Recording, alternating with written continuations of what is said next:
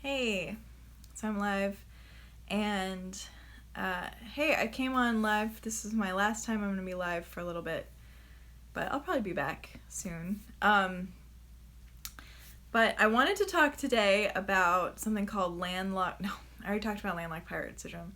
I want to talk about pink rear view mirror syndrome or something. Vision, pink rear view mirror vision, which is something I made up.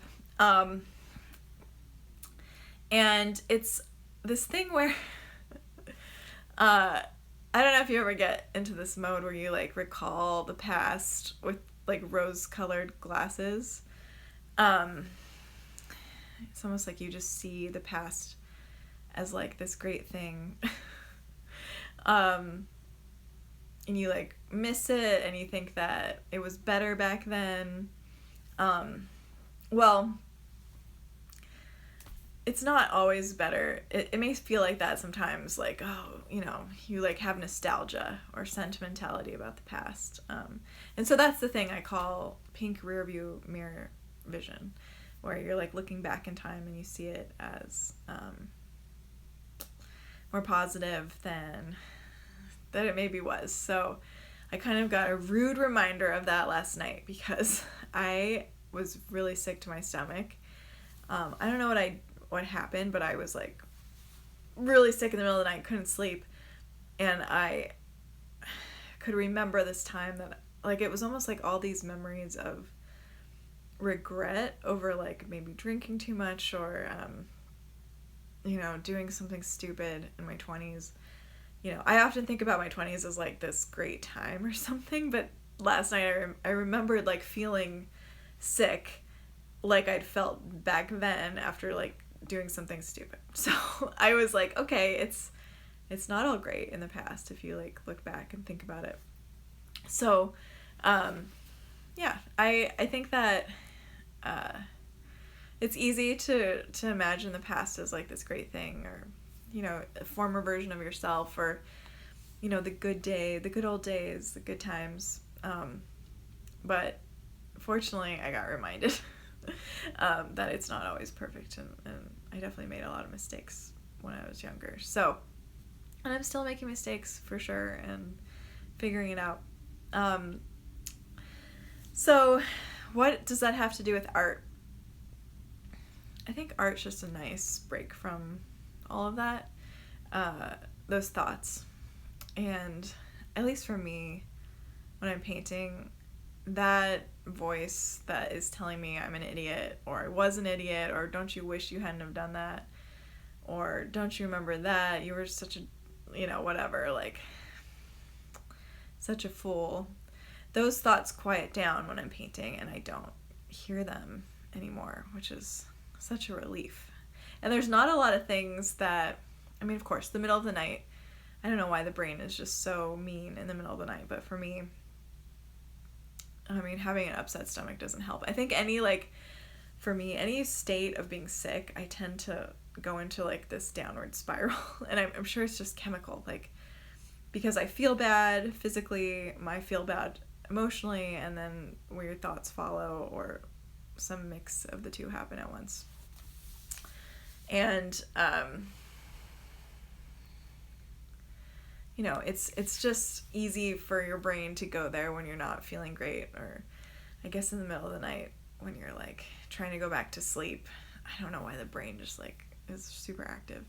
But that happens for me. And fortunately, painting, like if I paint before I go to bed, or I paint that day, just sometime in the day, I usually sleep really well. And so I think it satisfies something in my unconscious that quiets down all those negative thoughts. And maybe part of it is like, oh, I'm doing what I should be doing, or is more of a natural state for me. And I honestly do think it's a natural state for a lot of us, that we don't give ourselves that time. We don't give ourselves the time to like be more like the person we really truly are inside, who can see things and recreate them on the paper or the canvas, and express what we see. I think that's a really great form of being yourself, is when you can express things as you see them. It's just more immediate, natural. So anyway, I recommend that as a way to alleviate some of that regret or nostalgia, or the two mixed together. If you're finding that that's not serving you, I don't know why. Sometimes like things will pop into my mind, or then I'll have a dream about them or whatever, and the subconscious, it feels like there's like this pool of, or like a stew of memories just floating around in there. I'm picturing Dumbledore's, like, in Harry Potter, he has this like basin that and he has like a library of memories that are in little vials, and he can like take them off the shelf and he puts them in this like gazing pool, and you can like put your head in the pool and like see his memories.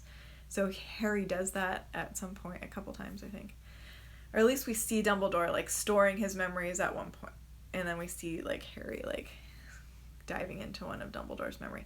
Okay, why am I talking about that? So I'm talking about that because it feels like I would love it if I had this like catalog of memories that I could just easily like Google search or something to kind of see things as they are.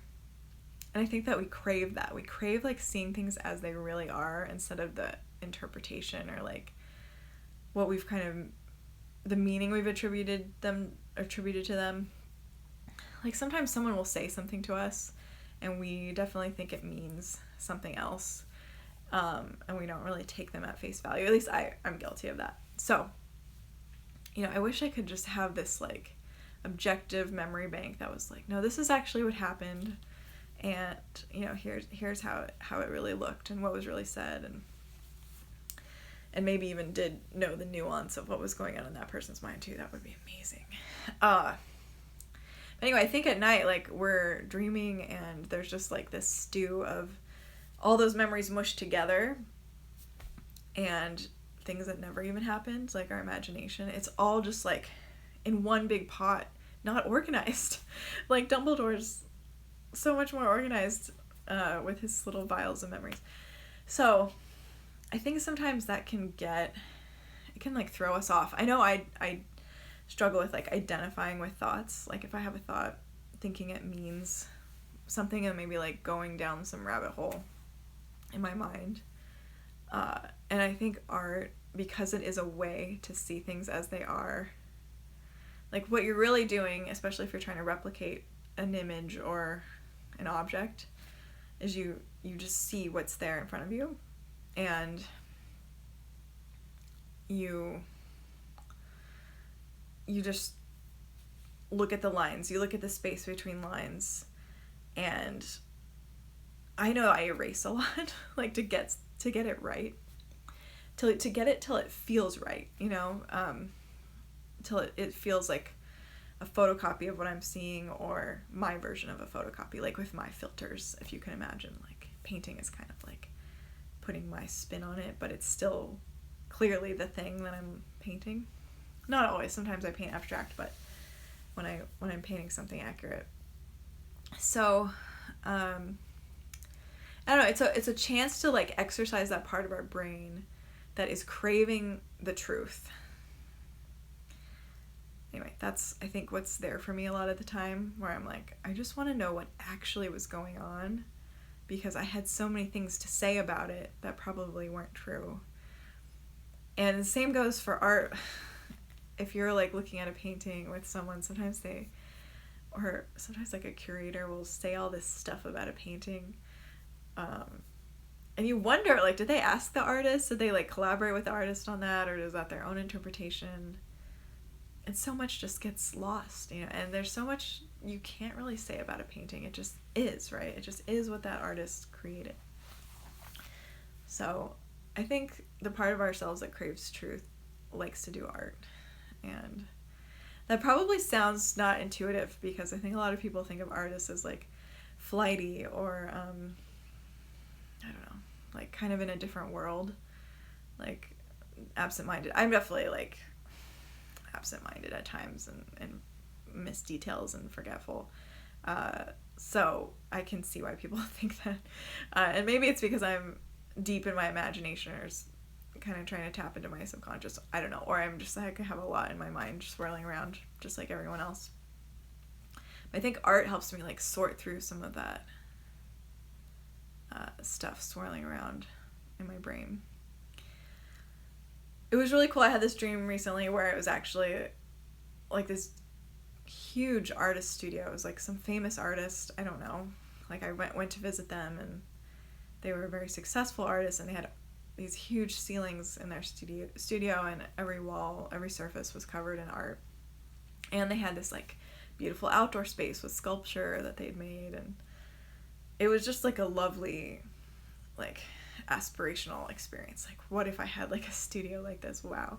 And people could come and buy art at the studio, but it was clearly a working space too. And it was just like so gorgeous, and everything had kind of like a abstract, like there were definitely like certain colors this artist painted with, like neutrals with a mix of like blue and purple and like mint green, and very like sea colors.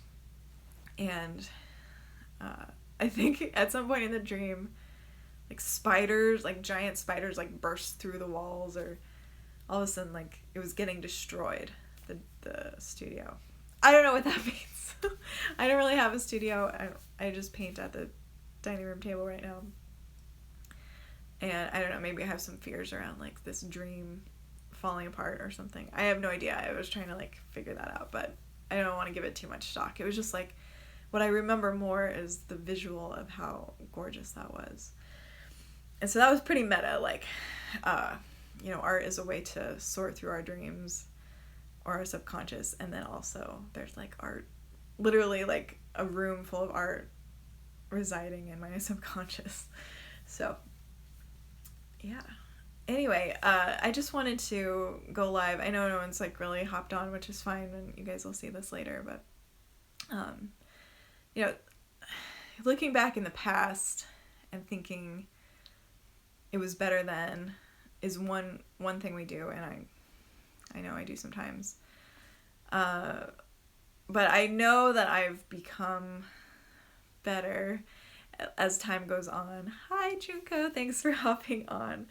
I'm just talking about how sometimes when we look back in the past, we think that maybe we were like better, or times were better, or like things were better. I definitely have that feeling, like the mood of my childhood. Like I'll think about my childhood and like the idyllic kind of no responsibility time and how wonderful that was, and then maybe think about my adolescence. Maybe that wasn't so great, but like at least I was like, still free of responsibility. And then maybe like my 20s, like I had all these fun times. I was meeting all these people, I was going on all these adventures. And so it seems like looking back in the past with rose-colored glasses, or what I call pink rear view mirror vision, which is like when you're looking in the rear view mirror, it's like everything's rose-colored because you think it was better back then. But the reality is, like, I feel like we're always getting better. Like as time goes on, as we learn things and like attain wisdom, we're definitely more we're learning, and we're growing, and usually the lessons we learned in the past were necessary for us to become who we are today. And that's just something I have to like keep present for myself, like remember, so that I don't think back and just regret or wish I had taken different actions, or wish I'd preserved that moment, like hung on to that moment a little bit longer. For some reason I was thinking about like when the Giants won the World Series, and like how exhilarating that was, like being at a bar on Polk Street and then like everyone rushing into the street and like being so excited. That was like almost 10 years, probably 10 years ago. And that's still so like vivid in my mind for me, and that was like a wonderful moment that I'll always remember. But my life's gotten a lot better than then, like than it was then back then. But I'll still like cherish those moments of like just real excitement and camaraderie with other people. So it's okay to cherish memories and appreciate things that happened in the past, but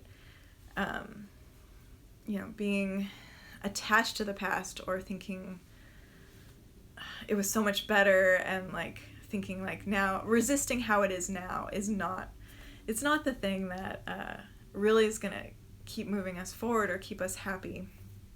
And anyway, I think it's good to be reminded once in a while too that it wasn't so great and we learned a lesson from that has made life better. So but I was also saying that art really alleviates some of those crazy thoughts. Like I go down, sometimes I'll have like a thought from the past, like something will just pop up, because I swear like our mind is like this swirl of images and thoughts that just pop up all the time. Mostly it's probably images that then we have a thought about and then we have a feeling about that thought. But all of that can trigger like this spiral into like thinking about the past or regretting something that's happening or whatever, or regretting something that just happened and being self-critical and all that stuff.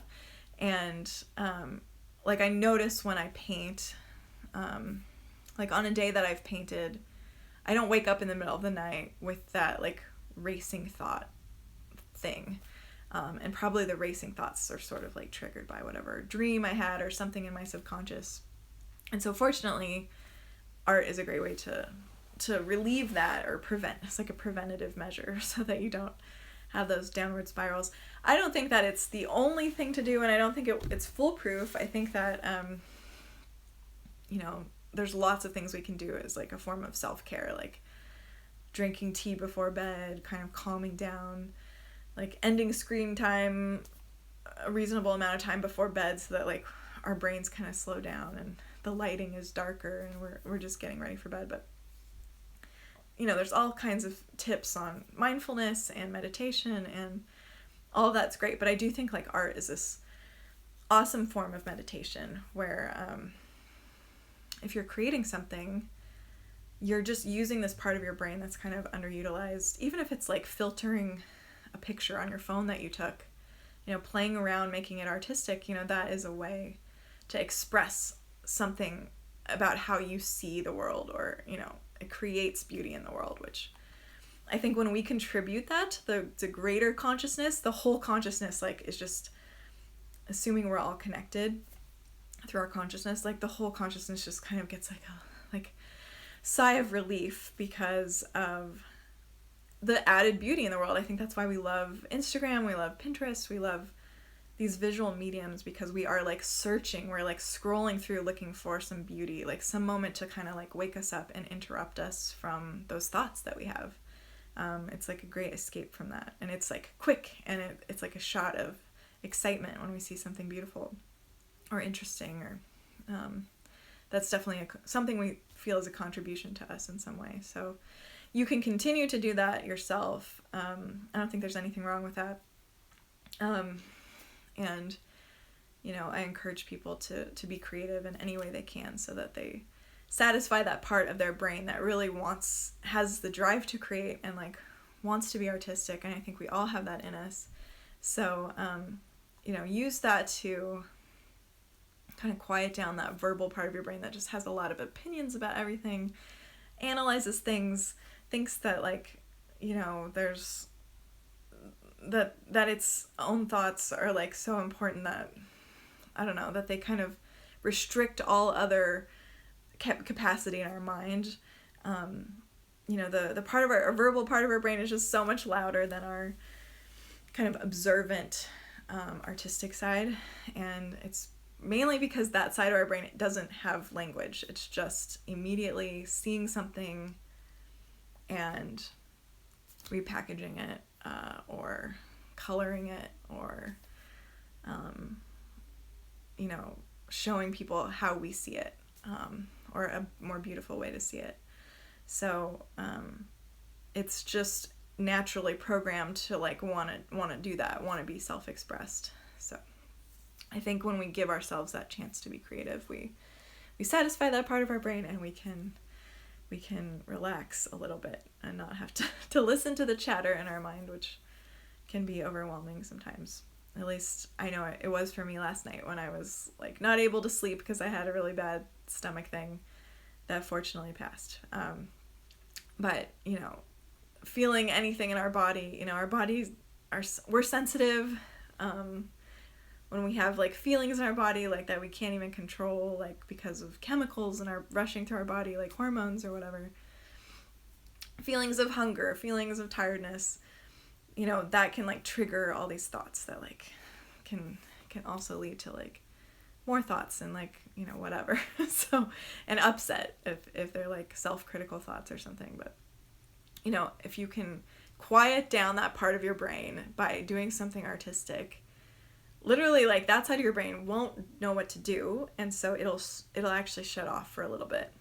I know a lot of people who meditate are kind of like trying to get to this state of like no thoughts, but I do think that drawing and painting or sculpture or any creative medium, photography,